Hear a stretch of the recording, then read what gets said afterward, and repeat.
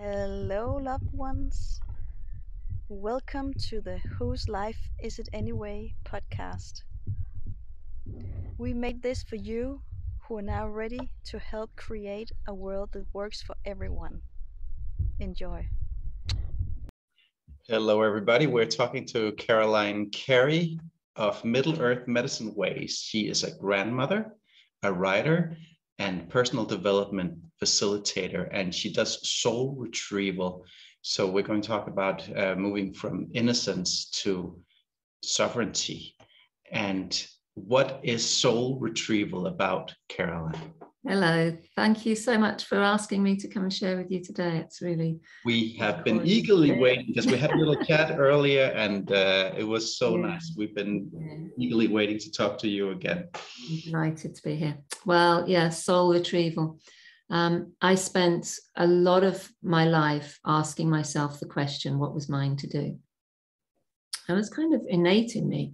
I was always looking for that and looking for the answer to it, feeling like there was something I was here to do, but I had no idea what. From a very, very young age, I loved to dance. I loved animals. I loved being in nature. I was a bit of a wild spirit. My mother would call me a tantrum baby and a difficult child.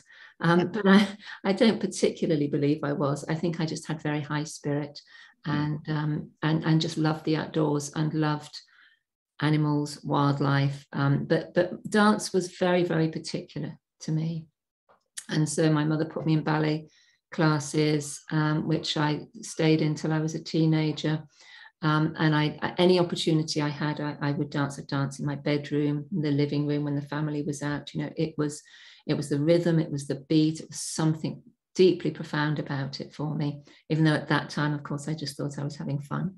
But it was really important to me. It was something I was connecting to, something that was, I would see now as being spiritual.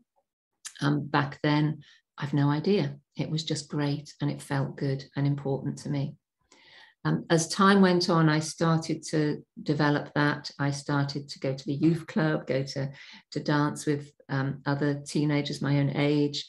And eventually, later on in life, I became a 5 rhythms teacher, which is an ecstatic dance practice created by Gabrielle Roth in the United States.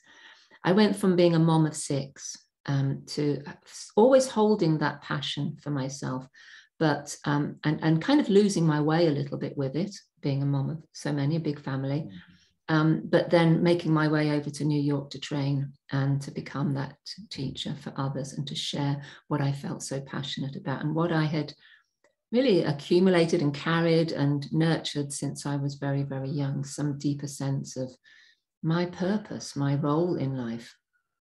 And as I did that, and it became much stronger in me, and I offered the 5 rhythms in Ireland where I was living then, and then I came to the UK and still offered it. It changed. I became part of movement medicine. I became part of different practices. I trained in all kinds of different healing methodologies and mediums, herbalism, Reiki, anything to do with energy, energetic healing and spiritual based, because I loved God. I was always very, very connected to God from a very young age. God was really important to me in a different way to many people view as God. It wasn't a man on a cloud, sitting on a cloud up there for me. You know, it was nothing like that. It was just a sense of a higher power, something innately connected to me that I was looked after by, as well as having a really deep trust of. And you know, that was really important to me. So spirituality was really about my connection to all things through the dance, through creativity, and this sense that we are all one as well, that we're all from the same source, or we're all deeply connected through our journeys and through life. And so I did a shamanic training where I learned a lot about soul and about soul retrieval, and what was important to me.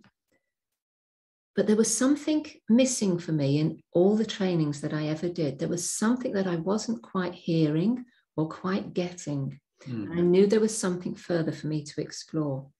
And I used dance as my medium for that. that was the place where I would go to. I would go onto a dance floor, wherever it was, and I would ask that question, show me, what is mine? What is mine to do? What is mine to be? What is, what wants to come through me? I know there's something. And this was me really communicating with that purpose, that soul purpose, that connection to something that was innately mine to do. And it took a long time, I have to say. I mean, I was well into my 40s before it started to really be answered. And I worked with a teacher once and went through quite a profound experience that was really related to my family and to my children, being a mother.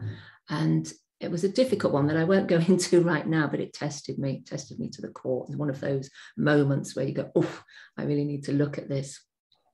And this teacher started to talk to me about the vesicus Piscis, or the mandorla, which is two circles that overlap, and at the center there's a almond shape, which is called the vesicus Piscis, or simply the mandorla, or the almond, which mandorla means almond in Italian.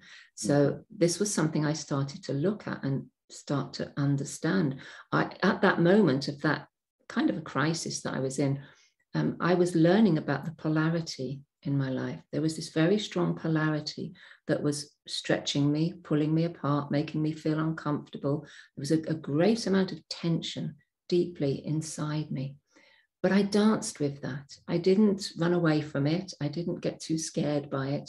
I danced with it. And I started to recognize that what it actually was my ego and my soul having a bit of a tussle, having a bit of a sort of argy-bargy kind of like, which way do I go? Do I go that way? Do I go that way? What if I stay right here in the middle? What if I stay right here and dance with what is going on for me in this moment? And I did. And I started to understand what this vesicus Piscis was and where it had come from. And I read up on it and I looked into its history. And, there's so much about it. And I really recommend anybody go and have a look, see what this is, because it's been with us from the beginnings of spirituality. It's been with us from the beginning of the universe. It's been with us from the moment we are conceived. These two cells that we split into two cells, and it grows and grows, and it's like the flower of life, So when I realized that, and I realized that most of my life, I have been in this place of polarity. I've struggled with polarity. From the moment I was born, I was born on the winter solstice, between that dark and light place. I was born in Birmingham in the Midlands in the UK. I was a middle child, I have an older brother, a younger sister. I had 3 boys and then 3 girls. And I started looking, going all the way through my life, thinking, there are so many of this tension between opposites here. I'm working with balance here, really working with balance, and sort of, keeping the scales in a connection with each other. So when I started to notice that, I said, this is what's calling me. This is the thing that's telling me, not something woo out there that's suddenly appearing to me. And it's like, oh, it's like my life story is showing me what I'm here to do, what I'm here to be, what I'm here to bring. My life story. Not something out there, not something that I read in a book, not something that I trained in. It's my life story, is mapping out exactly what it is that I'm here for. And when I realized that, I was so moved, I was so touched by it. It had been there all along. And we often say, what we're looking for is right there in front of us. We don't have to go far.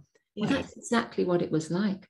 And I'd written my life story and I'd missed out some of these chunks of parts that were like so important for me to realize. And anyway, obviously I've had to write more books since then and fill in some of the gaps. But this was just so special for me in that moment. And this is what I call soul retrieval. It's like this ability to be able to find what's been mapped out for us, what we're here for, what we were born with, what's innately ours. And sometimes it's really hard to find that because it means exploring the past. It means looking at our childhoods. It means going into the conditioning and the the neglect or the trauma or the pain that we might have lived. And that can be difficult for many people. So what I started to do then was to work out a map that I created from my own journey, working with archetypes, different resources and tools, shamanic and spiritual tools, and stages of life. And I mapped out this wheel, which I now call the Wheel of Soul's Return, which is the journey from innocence to sovereignty, because I believe sovereignty is when we fully embody our purpose. We know we're full of joy. We're life is good when we're really living our purpose. If we're not living our purpose, we can feel that kind of something's not quite right, which is what I was experiencing for a long time. But I mapped it out, and so now I take people on that journey, so that where I found my mandala work, what I call the magic of mandala, where I found that, I now help other people to find what is theirs. And that's exactly what we do. We look at our life story, our journey, our conditioning, our, the neglect or the trauma, and we go deeply into that. And we find the gold. Literally, we find the gold of our sovereignty. Because we were all born sovereign, is my belief. Yeah. We're all born sovereign. We're all born pure, innocent, perfect human beings. However we come out, however we arrive, we are perfect. We are sovereign. But because of conditioning, because of neglect, because of trauma, all manner of different things, just by living our own journey, that can become diminished. That light can be switched off. And for some people, it's switched off a lot. And for some people, a little bit, But it's important that we try and switch that back on and really reclaim that part of ourselves. That's why I call it from innocence to sovereignty.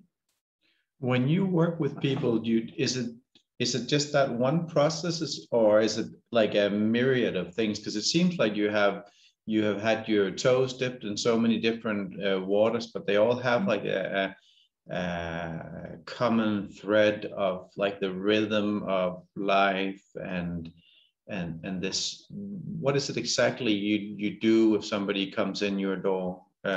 Is it one exact thing, or is it many? Well, it is many.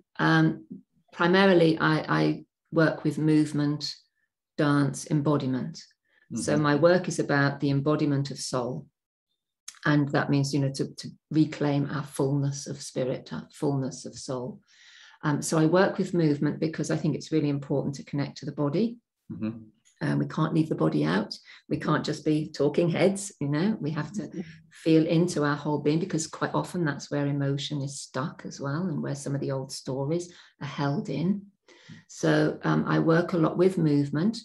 I run workshops, so they'll be, they could range from anything from a short 2-hour movement embodiment class to an ecstatic dance experience, conscious dance experience, to a 10-day soul retrieval, in-depth journey, intensive, where we might work with the mandala. We'll work with movement, with dance. We'll work a lot with creativity. So I'm a real hands-on kind of person. I like to get the crayons out, the papers out. I like to be making things with people. So we make things like shamanic tools, which is medicine bags and masks and staffs and talking sticks and all sorts of things like that. And I think all of those things are really important to create for ourselves, not to go shopping for them necessarily. Making our own drum, for example, things like that. We sit with spirit, creating these things and allowing our story to flow into them and to flow through them. So a lot of hands-on stuff. I'm very kinesthetic. I only really learned by doing things. And highly kinesthetic at that. So there's always got to be movement. There's always got to be making things for me. And so, people will get that when they come to me. It's like, yeah, you're going to get in with the scissors and the glue and the sticking things and the, finding pictures and cutouts. And, you might even be making films or whatever it is, collages in many, many different forms. But that's what I love to do with people. It's like, let's get messy, let's get creative, let's get innocent. And it really brings out the playful innocence of people. So a lot of that, I also do online courses, workshops, dance classes, creative writing groups. You know, I've got my hand in a lot of little, a lot of different cauldrons, if you like. It's very interesting because a lot of the people we're talking to, they have like one thing, but with you, it seems like it's not just one thing. It's not even just one theme. Like it's rhythm and it's reconnection to the body, to the rhythm of life, to the ancestry, to like you have the drums. That's like very ancient practices, knowledge that comes through. So it's a very diverse thing that you're doing, and it's very, very lovely. Well, I think people come to work with me. If I have just one thing, they might not find what's theirs. You know, I think it's really useful to have as much as possible for them to dive into, and then explore through that medium, because that, you know, it might be that working with a piece of clay is exactly what they need to find the particular object that they need to make that's going to give them a piece of information that, you know, I have this lovely story about working with some clay at one point, and I was trying to make something and nothing would appear. And in the end, it was like this little boat. It's like this sweet little boat, you know, that I thought, oh, that's important. For some reason, I found a little boat, and I decided I was going to put my little boat with all my wishes and my questions into the water, into this little river that I was next to, and just watch it float down the river and, you know, carry my wishes with it. We were doing a particular ritual at the time with it in a little ceremony. And so I took my little boat and I sat on a rock in the middle of the river, and I sat there and I prayed into the little boat, and I put it amongst the waves, and closed my eyes for a moment and just let go. And of course, my little boat just sank straight down to the bottom. Of course. It was made of clay. Yes. And I just, in that moment, it was like, oh, yeah, I'm going deep here. I'm really the deep, the dark, the sort of mysterious. It's like, oh, yeah, all over. But it was a really special moment for me, because what I realized afterwards with this little boat was the exact shape of a mandorla. Oh, wow. Yeah. And when I realized that, it was like, oh my goodness, that's where that came from for me. And I didn't have any idea about the mandorla at that time, but there you go. So we find things in different modalities, different ways of working. But for me, it's just about getting creative. You know, when we dance, when we move, and you don't have to be a great dancer. So it's all about, it's like letting go of control. It is. And also looking at where we do control, because I might move in a very particular way, and that's me kind of controlling, because I don't want to move in the other way, because then I'm going to have to feel something. And I don't necessarily want that to happen because it's uncomfortable. So we start looking at where we get stuck in our movement patterns and habits.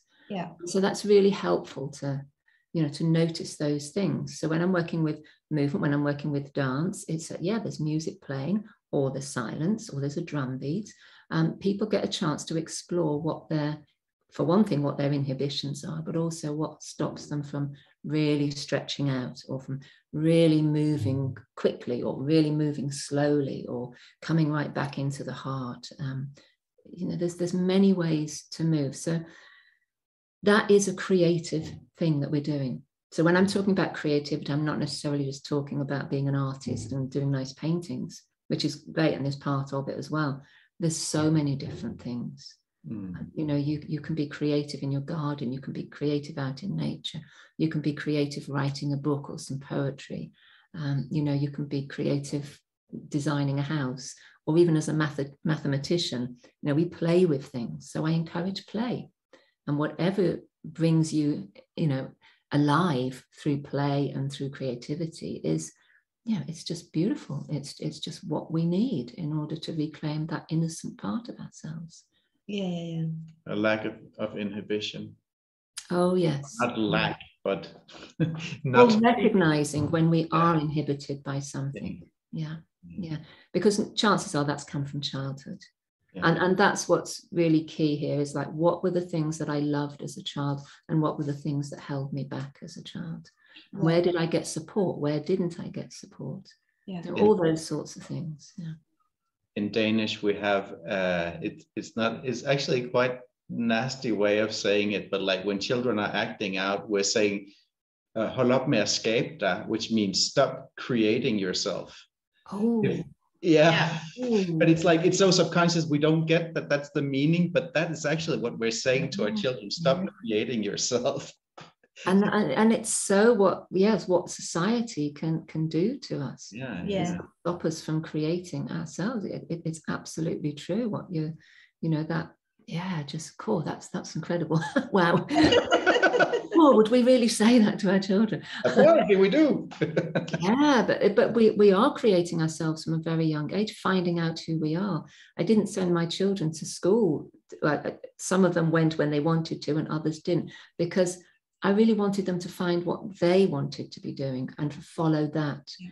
And I can see from the love that each one of them had as a child, I can now see what they've carried through their lives and developed and are now working with, has become their career or their passion or their hobbies or whatever it is.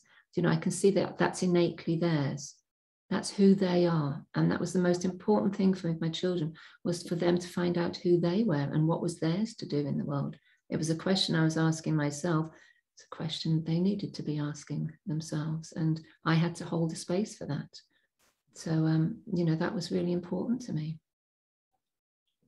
Wow. So you hold that space for people. I hold that space for people. Yes. That's a big thing, big gift.